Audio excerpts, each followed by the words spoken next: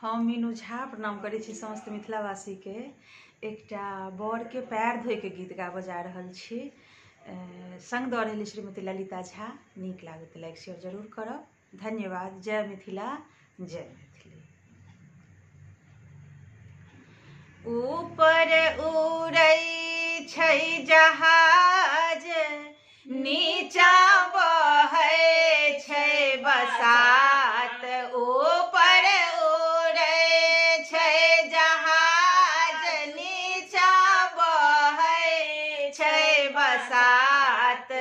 कोना चरण पखारब छोट बाभना के, हम त पैर कोना धोबै छोट बाभना के।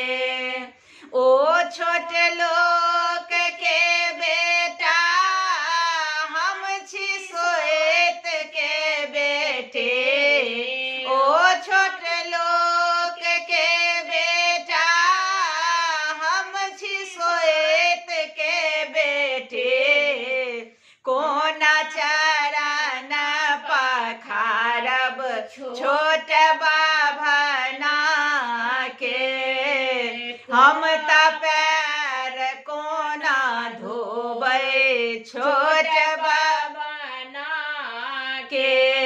सोनो सोनो दुल्हा बात, किछु रुपैया ले आ हाथ। सोनो सोनो दुल्हा बात, किछु रुपैया ले आ हाथ। अपन बहिन करू दान, हमरा भैया ले।